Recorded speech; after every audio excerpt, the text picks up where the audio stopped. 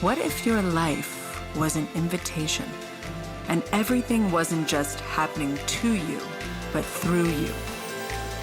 When you start to believe in the magic of you, you become it. This is your invitation to heal and rise above into the fullest expression of you. This is the Liz Svatek Show, and your transformation starts now. Let's begin. I am your host, Liz Svatek, rapid transformational therapist, coach, and founder of the Warrior Women community. But today, I have the ultimate warrior. Today is not just a conversation, it is a wake-up call. At least that's what we're hoping. Because I am joined by a woman who has shaped the spiritual conversation of a generation and continues to speak truth to power that most are afraid to. So Marianne Williamson is here. Author of 16 books, 4 of them #1 New York Times bestsellers. And if I quote A Return to Love, which, by the way, they always get this wrong, Marianne. They always attribute this to someone else. Nelson Mandela. Yes, Nelson. Well, what a nice thing to mix up.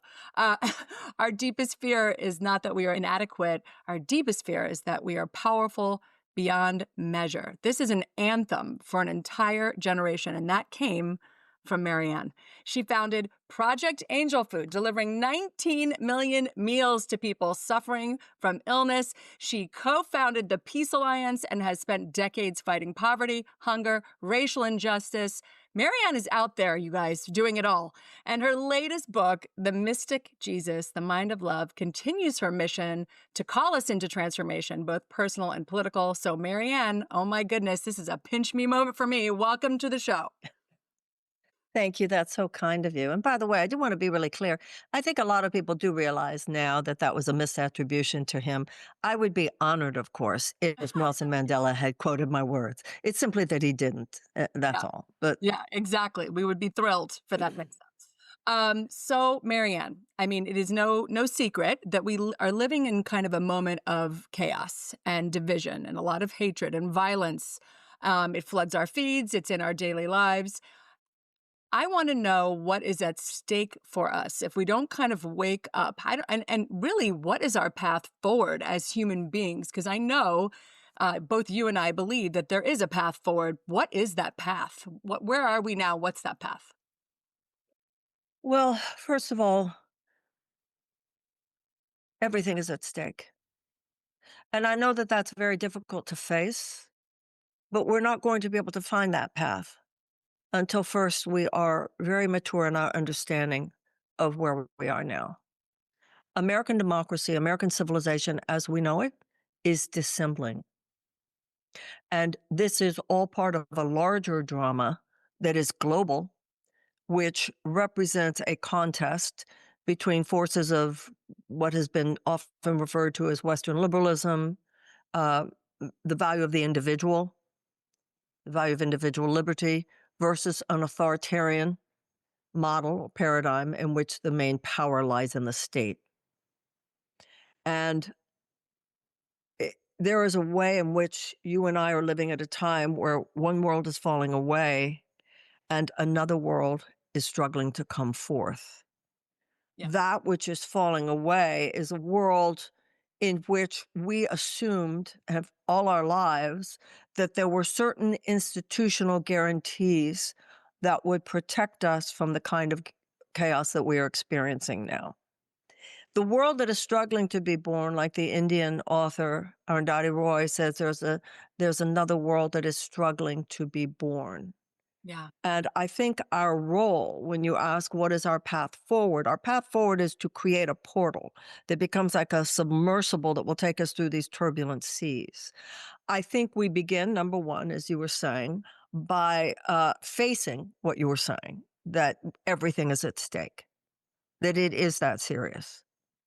It is that serious because part of the authoritarian model represents, at least as it expresses itself in the United States, represents patterns that are very destructive for the planet in environmental terms, very destructive in terms of an endless war machine and so forth. But we need to be death doulas to the world that is falling apart, and we need to be birth doulas to the world that is struggling to be born.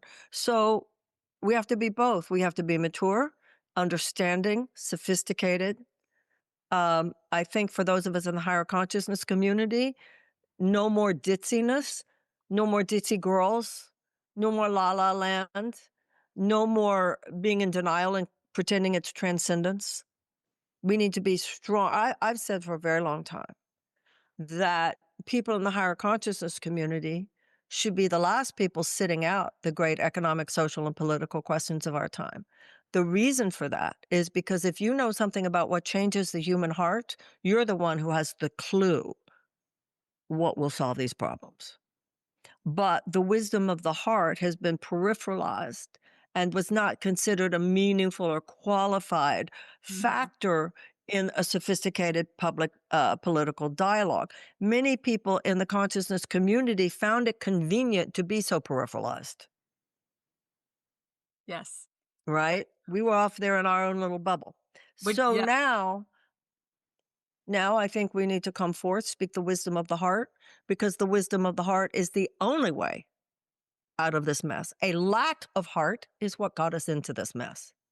Yes. And the not only statement and articulation of heart, but a greater ability and willingness to put feet to our prayers, to stand on love in terms of our communication with one another. You were talking about the hatred and the division. I think there's a new political disposition that is emerging in the United States. It's not left or right. It's people on the left, it's people on the right who want to, as the Course in Miracles says, there's a line in the Course, God does not give you victory in battle, he lifts you above the battlefield. I Yes. think in order for us to endure this time and transform this time, we all have to be lifted. We have to put on our wings now. We have to practice what we preach now. The age of data collection is over. Everybody who is part of your community has read all the books. Yes. We've all read the books. We've all listened to the tapes. The basics in terms of abstract understanding, most of us have enough of a basic understanding.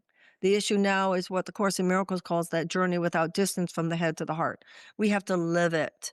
We have to apply it in practical ways that we have not before in terms of our own individual lives and also as citizens in terms of a dialogue about where the whole country goes. Absolutely. I feel like there's a kind of spiritual bypassing is kind of what you're talking about too. Kind of trying to When act it like comes to you're above politics. it. Right. Yes. And it's not I don't want to engage in that. I'm not what do you say to people? Because again, I'm in this consciousness community with you, right? I'm coaching my ladies to not actually live in the fear because what they do is they get down in the fear. Oh my God, it's so sad. Everything's so terrible. Da, da, da, da. And then I'm like, they keep saying the world's such a scary place. Well, to me, if you keep saying the world is such a scary place, that's what going into your body and going into your mind. And well, how do you want to show up right now? What do you want to be doing? Because I think it puts people in action. Not that you would be blind to what's going on, right? But I want people to be in action or in that loving place where you're saying, like, yeah, you're being in community, loving people, right? So what's that balance of not being a spiritual bypasser, but not getting in so much into fear, Marianne, that you just literally shut down and say, I'm not looking at my phone, I'm not looking at anything, I'm not doing anything. Women in the higher consciousness community should be the biggest grown-ups, not the biggest little girls. Oh, grow up is what real women say to real women right now. You think my parents, your grandparents perhaps generation, weren't scared the day after Pearl Harbor? What are Yes. we talking about? Oh, it's so scary. What are you, 12? If you have a child and the doctor says to you that the test came back cancer in your child, do you go, "Oh, I just can't stand it"? No, you immediately whole layers of ultimate meaningless just drop Mhm. away, and you get very serious, and that's what has to happen right now. Oh, be serious. It's just so scary. What you always thought it was all resurrection and no crucifixion? You thought it was all journey to the promised land, but no slavery in Egypt first? This is about maturation and spiritual maturation as much as political and social maturation. I don't know of any religious or spiritual tradition that gives anyone a bypass on addressing the suffering of other sentient beings. And the fact that so much of the higher conscious community has been in that bypass, no, no. And I think this is not a time to coddle our fear. We're all feeling afraid right now. Are you kidding? Yeah. But grown-ups, you don't just and just this is not a time to just get in bed, put the covers over our heads, Mhm. and just munch out. I mean, my friends and I have girlfriends, and we all, um, there's this conversation. We all survive by taking just enough time to watch The Gilded Age. You know what I'm saying? Late at night, watch an episode, or Oh I my heard the god, new yeah. show about the rabbi that nobody wanted is coming out next season, or Hacks. I mean, we all have to take an hour or Yeah, two late at yeah, night just to survive, right? yeah. But there's work to be done, and you have to take care of yourself. Right now, you need to meditate, you need to eat well, you need to not let drugs or alcohol get in the way through any kind of immoderate use. You have to be an athlete of both body and soul right now to be able to be a receptacle for the miraculous energies that are necessary in order to move forth at this time. We've been trained to think of ourselves as weak girls. Mm. Um, Drop it. Just We're drop warrior it. women. We're warrior women. That's the whole basis of Yeah. my So let's not call ourselves warrior women if we're not willing to stand up and yes. actually do anything at this time. We can just then take the moniker off, girls, if you're not willing to stand up for this moment. Right? Am I right? Point taken. Thank you. Thank you for that right sizing because it was necessary. This is what I was talking about, you guys. This is the conversation I wanted to have. I did not want to waste Marianne's time with the questions that I know you need to hear the answer to. Let's talk about Course in Miracles, of course, because it's such a great subject. And your work is rooted in that, of course. How did that, when you originally read that, can you think back to what was the kind of miraculous thing that happened to you then that set you? I mean, my God, what that set you towards and now where you're sitting, it's incredible. Well, starting when I was a teenager, and I think somebody gave me a book about astrology. From my own experience as a Jew in temple, my experience reading astrology, I became someone who, whether it was Western or Eastern, whether it was traditional philosophy and religion or whether it was esoteric, I couldn't get enough of it. Mm, So it was clearly where my mind went. But until I read A Course in Miracles, I had no clue how to apply any of it.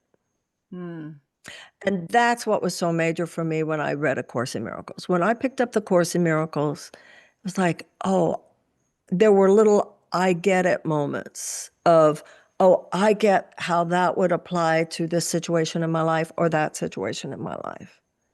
And the Course in Miracles says at various places this is a practical course. So the Course does not claim a monopoly on truth. I'm sure you know that. There's one truth spoken in many different ways. If the Course is for you, you know it. And I knew it was for me. Just like some people, whether it's transcendental meditation or Buddhism or the Kabbalah or whatever it is. But it's not a religion, you know. It calls itself a psychological mind training. It deals with the universal spiritual themes at the heart of all the great religious and spiritual teachings. So it was just one of those, it's almost like a God moment, but actually a God moment, yeah, of great excitement. And, at that time when my career began, this career didn't exist. exactly. So I didn't have an ambition, my mother kept my mother was just out of her mind with it. Why don't you go back to school, she said, and you could get a degree and become a college professor in comparative religion and philosophy. And I go, no, I don't think so. Or your father and I will send you to rabbinical school. How about that? No, I don't think so. So there was nothing for someone to say, I just want to get up and talk about these books. Yeah. I, I just want to get up and talk about these books. There was nothing to be ambitious for. So the first 2 years that I was doing that, I was the temporary secretary in Los Angeles. And there was a suggested donation, $3 at the door. Love it.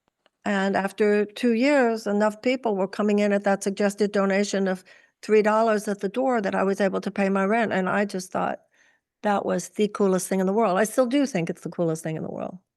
It is the coolest thing in the world. And I love that Mhm. model because it didn't start with like a cannon blast. You know, it started with a curiosity. I'm curious about, wow, this means something to me. I want to talk to people about it. I want to talk about this book. I want to work through this book together.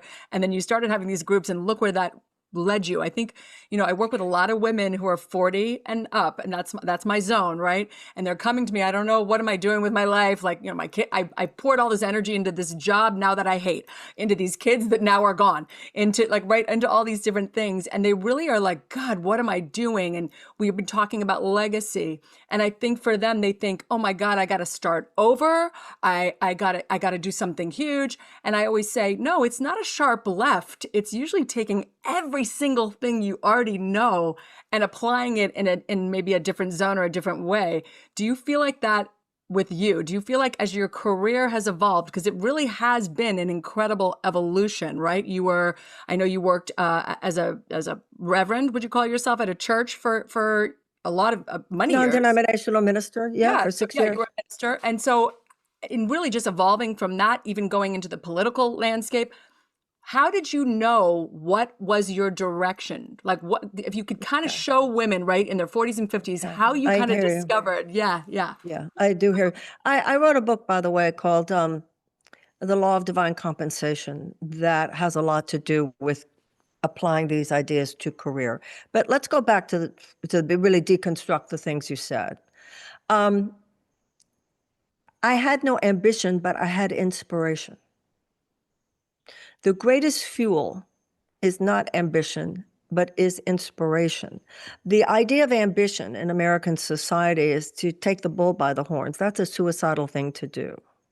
You change that paradigm from taking the bull by the horns to angels pushing you from behind.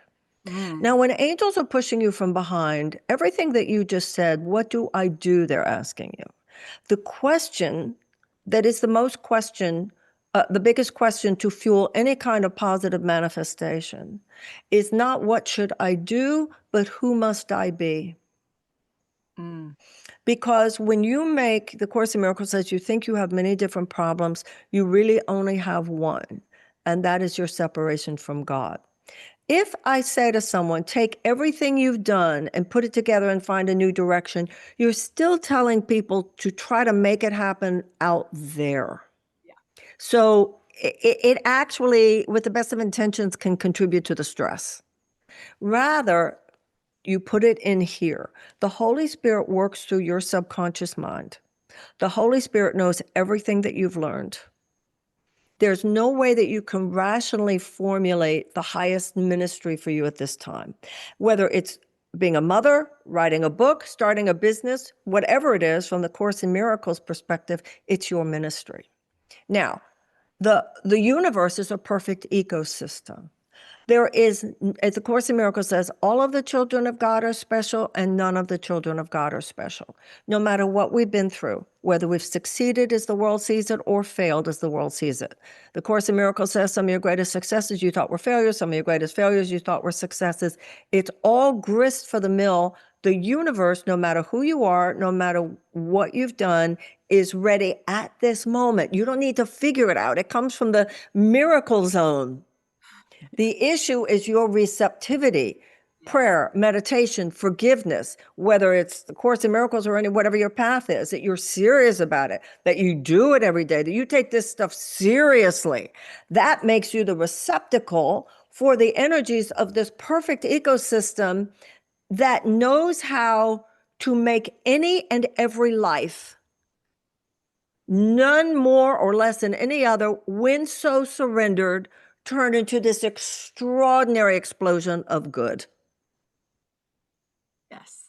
So I think that we all feel, especially, and you talked about being 40, turning 40, try turning 70, all the woulda, shoulda, couldas. If only I'd done this differently, if I'd done this instead of not done that, You know or if what? I'd not That's a done big this point instead of though. done that. Tell me. I'd actually love to know that I- because it's yeah, I'm 55, the you know. What is if you had to go back to your, because a lot of women are listening to this, they're in between 50 and 60. That's my big zone.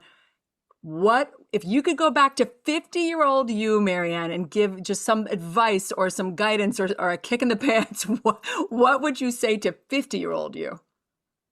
Oh, well, first of all, I have to say it's more what would I have said to the 40-year-old me. Okay. What I would have said to the 20 and 30-year-old me. Um, we as women are trained not to take ourselves seriously enough, Mm, not to take our dreams seriously enough. We stunt ourselves before anyone has a chance to reject us for standing up high, yeah. right? And a lot of countries that have this tall poppy syndrome, where who are you to think you can?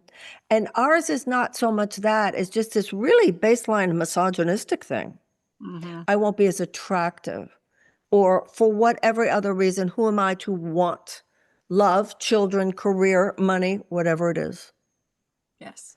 And first thing, it's okay to desire. Number two, love, take love more seriously. I took career seriously. I didn't take love seriously enough. I had this faux feminist weird thing coming from my generation. Somehow that's not as important. I think probably younger women didn't have that. Yeah. Um, I had one child. I regret not having more. Mm, I didn't take the whole thing, and this is true really on every level of my life. I just didn't take it seriously enough. And I had it confused with modesty. I had it confused with humility. It's strange. You are serious. You are no more important and no less important than anyone. And this is a very serious time on the earth.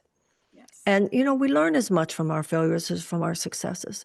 They say, I think it was George Eliot said, it's never too late to be who you might have been. And also, we have been so trained over the last few years, and particularly by a modern psychotherapeutic paradigm that has been so invested in telling us we're weak, in telling us we're broken, Yeah. in telling us we're victims. Yes. It's so funny, Marianne, because that is why I became a rapid transformational therapist. It is a miracle, and literally. And part of that is like the subconscious mind. The subconscious mind works in very mysterious ways, and you don't address it. You go to therapy, you're just affirming the current identity.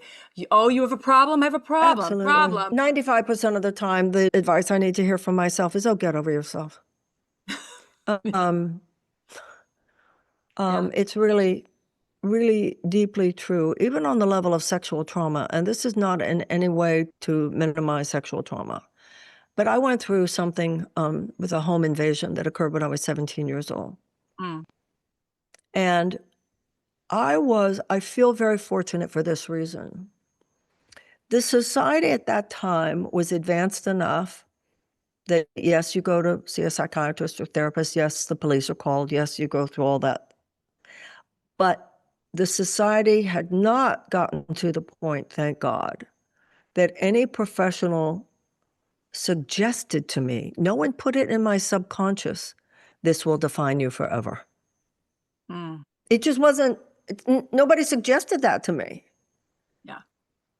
And when I would hear people later talking about some things and sexual trauma, so forth, and then I remembered in a few cases, I asked exactly what it was. And I thought, wow, that's not anything as bad as what I went through. Mm, Not that you can really say what, right. I'm not trying to in any way diminish, but I'm just saying we have these things in life. There's no place for I am wounded, but my wound can be my sacred wound. As Jean Houston used to say, how can this make me stronger? Not how can this weaken me forever? Yeah. And like you said, you just stay on it and stay on it and stay on it, and it just fortifies that identity. Yes.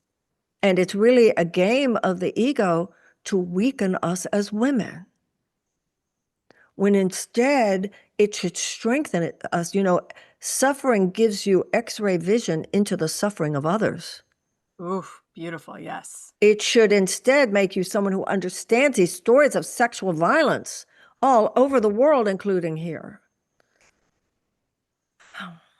Yeah. It's a real shift. And, that's why I like that you call it warrior. Grow up and stand up. Grow your wings and get on your power.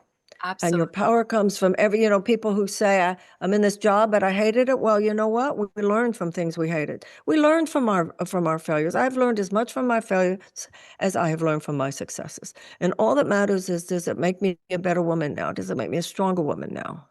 Did it crack me open in all the ways I need to be cracked open? And if your kids have grown up, good, let them fly. That's the beauty of it. Although I have to tell you something else. I've also found, as many of my friends, when your kids have grown up, being the mother to an adult child is every bit as complicated as being a mother Oh, to a younger child. you are 100%. Yes. I I am mean, in the that's a big yeah, a lot of conversation people. going on right now. Is that And going on? all the bit with all the kids who are cutting off their parents, and there's a lot of pain, a lot of struggle right now. So, but wherever we are, the miracle happens in the present. The miracle doesn't happen in the past. God is always ready to begin again. That's the message of the Course in Miracles. In any moment, take me as I am. Just if you're willing to be naked before God, He is willing to clothe you Mm. in a mantle of gorgeousness. I mean, if that's not the best, I say that is the period on the end of the sentence of this fabulousness. Marianne, thank you so much. I want to be cognizant of your time because I know where you got to go. But I thank you so much for coming today, for really speaking about what radical love, being a warrior woman, really looks like. And you've been doing it a little bit longer than me, just a tiny bit longer. And I just look to you. So thank you for staying in it, not just fading away. Thank you for being Thank you. staying in the game with us because we need you. So thank you. Well, thank you. Thank you. Thank you. All of us need each other, particularly women right now. When I was growing up, and that first wave of feminism and the women's movement was like during the 70s, Yes. it was understood that sisterhood was everything, that none of us would get there unless all of us got there. And I think our willingness to really be sisters to one another right now, especially given that if we are to live exactly what you and I have been talking about right now, we will not always get approval. We will not always get applause. And that's one of the reasons we've remained stunted. Yes. I think a lot of people would say, "Hey, Marianne, look what they did to you. You want me to go out there?" Well, it wouldn't have been so bad for me if more women hadn't stood up with me. Right. Hello. Hello. So that's one of the things I learned from that. Make sure you got your sisters to your left and your sisters to your right, and really be there for each other, because the divine feminine doesn't mean anything unless it's channeled through real women. Yes. And channeled across the Thank board. you. Thank you. Thank you. And you have an event coming up. Well, you're in Los Angeles. Yes, I will be in I'm Los coming. Angeles. I'm coming. Oh, thank you. I will be there on October 25th, Mhm. right, at the Saban Theater. And people can go to Marianne.com and see all the stuff that I'm doing. And I hope Oh, to I'm see going to you. put everything in there. Thank you. All my best. See Yes. you Thank later. you, Marianne. I'm going to put everything in there, put your links, your Substack, because I'm following you everywhere. So everyone, thank you for coming to the show. And thank you, Marianne. Thank you.